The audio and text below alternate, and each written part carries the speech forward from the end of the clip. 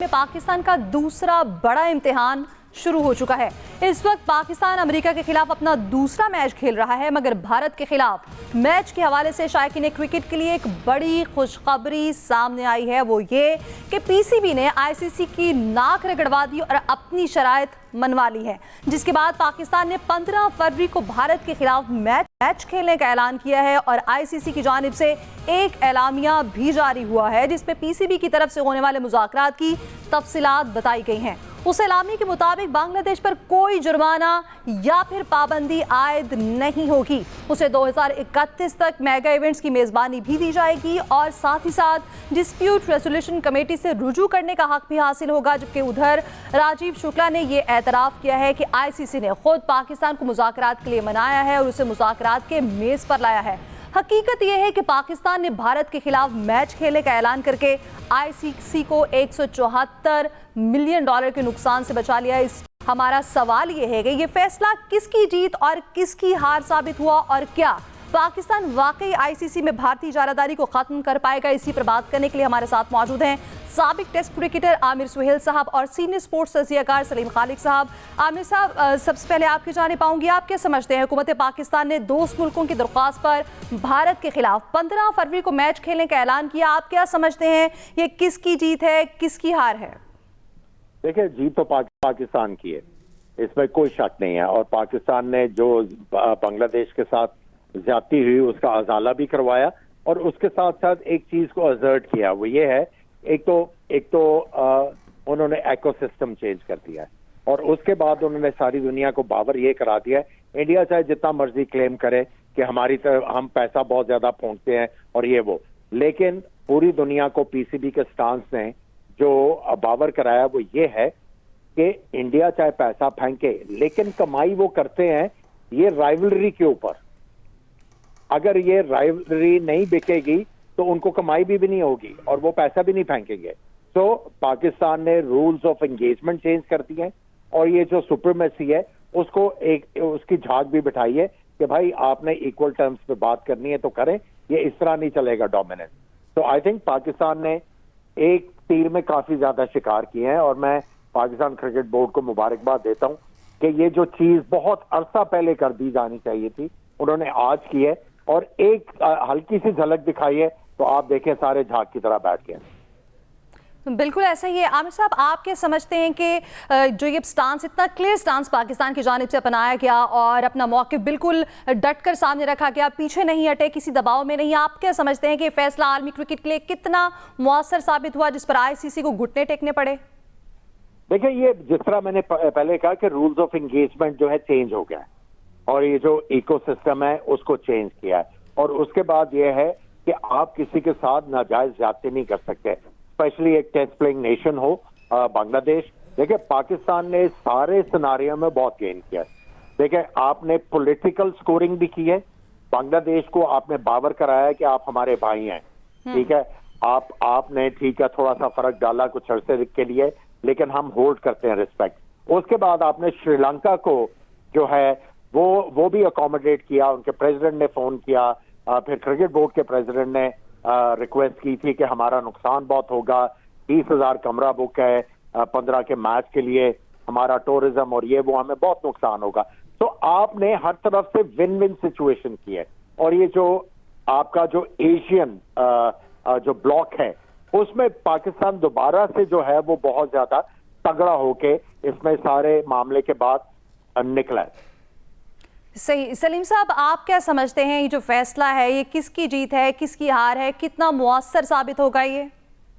चले आप मेरी बात ना माने, हिंदुस्तान टाइम का आप देख लीजिए कि हिंदुस्तान टाइम का कल जो सोशल मीडिया पे पोस्ट किए वो क्या है। उन्होंने कहा है कि पाकिस्तान ने अपने मुतालबात मनवा लिए और अब वो मैच खेलने को तैयार हो गया। इसका मतलब इंडिया भी मान रहा है। बाकी जो कुछ सर्कल हैं इंडिया के जो कह रहे हैं कि यू टर्न लिया है, वो तो हम अगर ना खेलते तो कहते हैं क्रिकेट को नुकसान पहुंचा रहे हैं, नहीं खेल रहे, अब खेल रहे हैं तो कह रहे हैं इन्होंने अपना फैसला बदल लिया, तो वो तो वैसे ही कहते हैं कि लेकिन जीत पाकिस्तान की हुई है। और जिस तरह 12 लोगों ने बांग्लादेश के खिलाफ वोट दिया था, सिर्फ एक पाकिस्तान था जो उधर खड़ा था, यानी 12 लोगों को पाकिस्तान ने पिछाड़ा है इस केस में। अगर पाकिस्तान बांग्लादेश के साथ नहीं देता तो बांग्लादेश के खिलाफ हो सकता है आईसीसी जुर्माना भी करता है कि क्यों उसने इंडिया जाने से मना किया, या कोई हो सकता है बैन लगा देता उसके ऊपर। लेकिन पाकिस्तान ने इस चीज को यकीनी बनाया कि बांग्लादेश के खिलाफ कोई कार्रवाई ना हो, और उसका जो नुकसान हुआ है इवेंट में अदम शिरकत से, वो कवर इस तरह होगा आईसीसी इवेंट का, और हो सकता है उनको इस इवेंट के भी पैसे मिल जाए जो शेयर वगैरह इसका होता है। इसीलिए बांग्लादेश में बहुत ज्यादा पाकिस्तान के लिए इस वक्त अच्छे जज्बात पाए जाते हैं, लोग बहुत खुश हैं। और इंडिया ने ना सिर्फ क्रिकेटिंग अपना नुकसान किया है, बल्कि पॉलिटिकली भी इंडिया को बहुत नुकसान हुआ है, खासतौर पर जो नई नस्ल है। तो वो बिल्कुल जिस तरह मुस्तफीज को उन्होंने बाहर किया, और उनकी इंडिया की वजह से बांग्लादेश की टीम बाहर हुई वर्ल्ड कप से, तो वो तो बहुत नाराज हैं। पाकिस्तान ने एक ब्रदर मुल्क के साथ एक जबरदस्त काम किया जिसकी वजह से हर तरफ उसका चर्चा है। इससे ये बात भी साबित होती है अगर आप हक और सच पर हो तो जरूरी नहीं है कि आपके साथ मेजॉरिटी हो, आप अकेले भी दूसरों को हरा सकते हैं। जिस तरह मैंने बताया आपको कि 12 लोग दूसरी तरफ थे, एक तरफ पाकिस्तान और बांग्लादेश तो जाहिर है वो नहीं था, फिर भी पाकिस्तान का जो था तो वो मौकिफ माना गया। और आज दुनिया भर में लोग बात कर रहे हैं कि यार इनकी पावर आई है पाकिस्तान की, पाकिस्तान क्रिकेट बोर्ड के पास पावर थी लेकिन शो अप की है, क्योंकि मोहसिन नकवी जिस तरह आए हैं और उन्हें जिस तरह वो अब हर चीज में उन्होंने, चाहे हाइब्रिड मॉडल का हो या एशिया कप में जो इशू हुआ सब हुआ, हर मामले में उन्होंने पाकिस्तान को आगे रखा, जिसकी वजह से अब दोबारा से पाकिस्तान का एक इमेज क्रिकेट में काफी ऊपर आ चुका है। और अब लग रहा है कि यार ये लोग जो है अपने हक के लिए लड़ सकते हैं, बात कर सकते हैं। बिल्कुल ऐसा ही। और वैसे भी सलीम साहब, पाकिस्तान ने तो हमेशा क्रिकेट के मैदानों को या फिर खेल के मैदान हो, कोई भी खेल हो, सिर्फ क्रिकेट नहीं, उसे अमन के लिए, मोहब्बत के लिए इस्तेमाल किया है। भारत है जो कि सियासत से हमेशा जोड़ देता है। आमिर साहब, आप क्या समझते हैं आईसीसी में भारत की जो सियासत और इजारादारी समझी जाती थी, क्या वो खत्म हो पाएगी? बिल्कुल खत्म होगी जी। जिस तरह मैंने पहले कहा कि आपने पॉलिटिकली भी गेन किया और उसके बाद क्रिकेटिंग वर्ल्ड में भी आपने धाक बिठाई और सबको बताया है कि अगर आप क्लेम करते हैं कि हम पैसे डालते हैं तो आप पैसे हमारी वजह से कमाते हैं, ठीक है, और आपको हमें शो करनी पड़ेगी रिस्पेक्ट। और ये जो आपने पिछले काफी अरसे से एक ढोंग रखा हुआ बदतमीजी का, ये अब नहीं चलेगा। आपने रेसिप्रोकेट करना है, और अगर रेसिप्रोकेट नहीं होगा तो हम हैवी वेट हैं, और अब दुनिया को पता लग गया कि हम हैवी वेट हैं। तो आई थिंक पीसीबी का जो स्टांस था, आप ये कह लें कि बड़ा टाइमली था, मौके का फायदा उठाया और कार्ड जो है वो बड़े अच्छे तरीके से प्ले किए।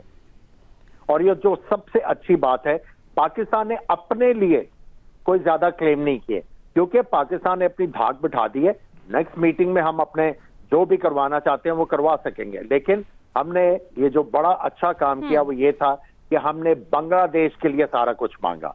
तो इससे जो है एक पाकिस्तान की दूसरे क्रिकेट बोर्ड में भी एक रिस्पेक्ट का लेवल ऊपर गया है। और अब पाकिस्तान जो है दूसरे क्रिकेट बोर्ड के साथ जब बैठेगा, बात करेगा कि ये डोमिनेंस खत्म होनी चाहिए, तो अब सारे सुनेंगे, क्योंकि बाकी किसी में हिम्मत नहीं थी कि खड़े हो जाएं। ये इंग्लैंड हो गया, दूसरे ऑस्ट्रेलिया हो गया, न्यूजीलैंड हो गया, साउथ अफ्रीका हो गया, अब उनमें भी थोड़ी हिम्मत आएगी कि नहीं, ये डोमिनेंस जो है, क्योंकि वो क्वाइटली वेट कर रहे थे। आपको पता है कि ये जो गोरे मुल्क हैं ये बड़ी चालाकी से प्ले करते हैं, ये वेट कर रहे थे कि कोई वेट दिखाए, और उसके बाद ये आप देखिएगा ये भी जो है अपने पर निकालेंगे। और जब पाकिस्तान इनके साथ नेगोशिएट करना के लिए बैठेगा तो डेफिनेटली वो सुनेंगे।